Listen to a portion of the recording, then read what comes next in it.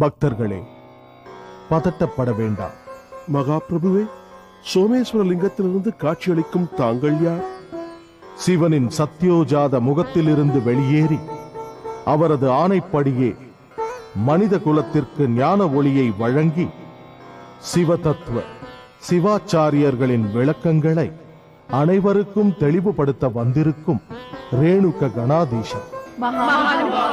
शिवस्वरूपी रेणुका गणाधीश्वरा, नमो नमः, नमो नमः.